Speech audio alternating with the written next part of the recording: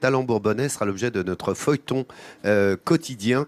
Et notamment, Nathalie, tu t'es intéressée aujourd'hui au tailleur de pierre. Encore un talent bourbonnais surprenant. Hein. Et oui, c'est François Xavier qui va ouvrir le bal cette semaine des artisans de la région.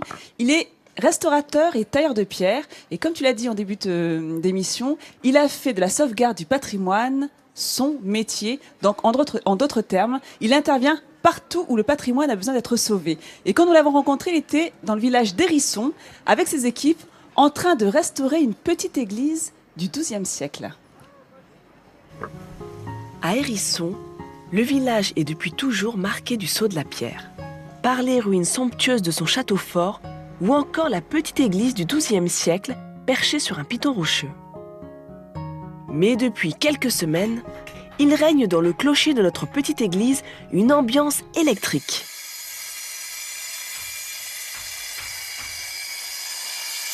Celle des machines qui savent faire, à grand renfort de coups de marteau-piqueur et de chaux, le clocher tente de retrouver une seconde vie. L'artisan de ce lifting, c'est lui, François Xavier. Tailleur de pierre réputé dans la région depuis 25 ans, il connaît la pierre sur le bout des doigts.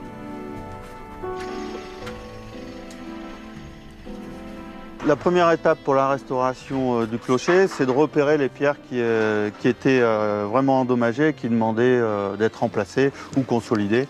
Mais là, par exemple, on a des pierres qui devaient être remplacées, donc qui ont été repérées. Donc on les taille à l'atelier, on les emmène sur le chantier, on les pose. Voilà, donc là, une pierre neuve qui est posée en remplacement d'une pierre qui était hors d'usage.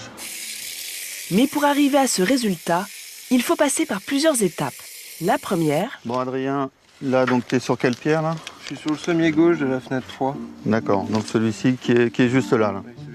Prendre les cotes de la pierre à remplacer sur un calque. Elles serviront ensuite de repère pour tailler la nouvelle pierre. C'est à ce moment-là que les outils entrent en scène. La disqueuse en tête, elle est là pour tailler et polir. Suivent le marteau et le burin qui cassent.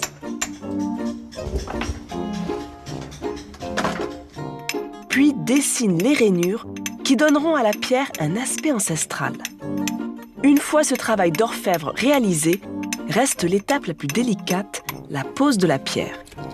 Ici, François Xavier et Adrien n'ont pas droit à l'erreur. Quelques centimètres de plus ou de moins, et tout est à refaire.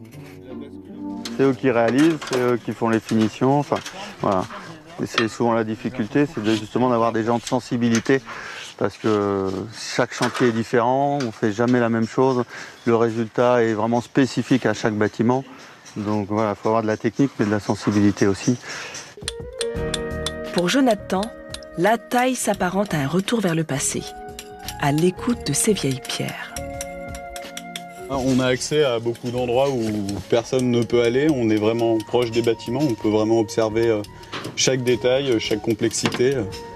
Et souvent, ça a un intérêt avec l'histoire de la région ou du coin. Et c'est le côté vraiment intéressant.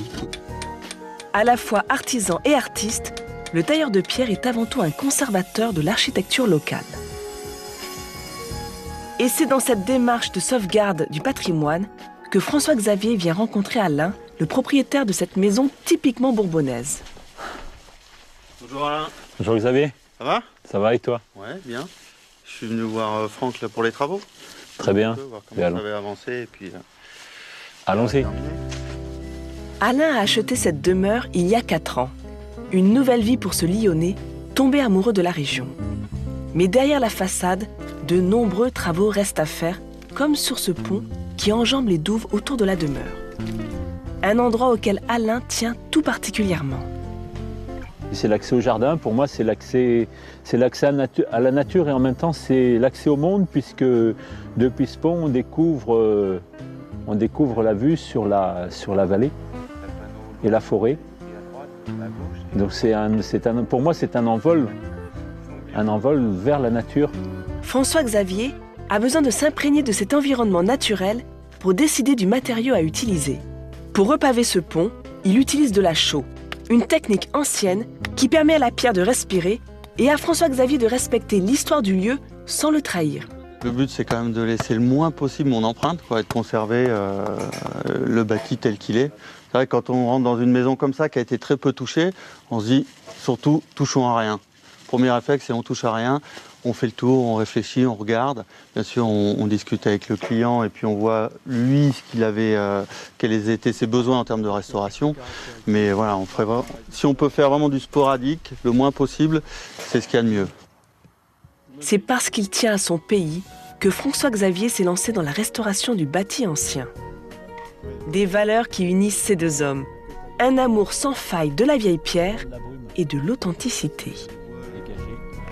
Donc il est vraiment important pour François-Xavier de restaurer un lieu sans le dénaturer, de prendre... C'est vrai, c'est bien ça. Oui, d'intégrer la pierre du pays, de faire attention aux richesses qui nous entourent, au patrimoine qui nous entoure. Et vous les avez vu travailler, sont vraiment des amoureux de la vieille pierre. Ils prennent beaucoup de temps à la travailler, cette pierre. On va revoir quelques images. Et donc au départ, on utilise une disqueuse pour faciliter le travail. Mais ce qui a plu à François-Xavier, c'est que c'est un métier très peu mécanisé, où tout se fait à la main pour l'essentiel, avec un taillant, des ciseaux. Donc il faut être rigoureux, patient, appliqué, concentré. Vous imaginez un coup de burin en trop et tout est fichu. On ne peut pas recoller les morceaux de pierre. Et donc la restauration, pour qu'elle soit parfaite, eh bien, elle doit se voir le moins possible. Et en plateau, j'ai justement un exemple du travail de François-Xavier avec au départ une pierre à état brut. Oui. Alors là, c'est une pierre de grès. C'est la pierre la plus caractéristique du patrimoine bourbonnais. Et après 4 jours de travail, non, c'est pas moi qui l'ai fait, bien évidemment, eh ben, on obtient, regardez, c'est un chapiteau roman qui va trouver sa place sur une crypte ou un cloître d'une église romane. Donc il faudrait la mettre dans l'autre sens, Oui. mais on ne peut pas. On a avec compris, la ça vis. pèse très très lourd. Ouais. Ça pèse très lourd, voilà, et regardez tout le détail de ce travail. Donc comme je vous l'ai dit, il a fallu 4 jours bien pleins de travail. On imagine, ouais. Et on retrouve donc les végétaux qui apparaissent sculptés. Donc c'est une pierre qui a été taillée puis sculpté. Donc François-Xavier, c'est un talent de Midi en France. Il fait partie de la grande famille des talents de Midi en France parce qu'il restaure le patrimoine, mais également il est tourné vers l'avenir, car ça va te faire plaisir, Nathalie, il fait de l'éco-construction. Donc il fabrique des maisons à basse consommation qui intègrent que des matériaux naturels, comme le chanvre, la chaux.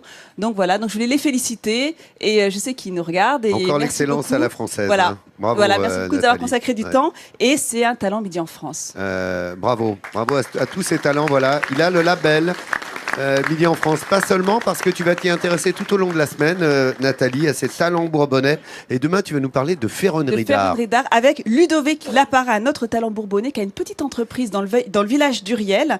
Il travaille aussi bien avec les particuliers que les palaces parisiens. Le Ritz, par exemple, ou encore les grandes maisons de couturiers. Quand on l'a rencontré, il faisait une rambarde pour la maison Dior. Et tout est fait dans le petit village d'Uriel. Donc autant vous dire que personne ne résiste à son talent. Et c'est rendez-vous demain dans Midi en France. Ah oui, encore le talent, l'excellence à la française et notamment bourbonnaise, hein, que tu mets à l'honneur tout au long de la semaine. C'est un feuilleton qu'on trouvera en fin d'émission.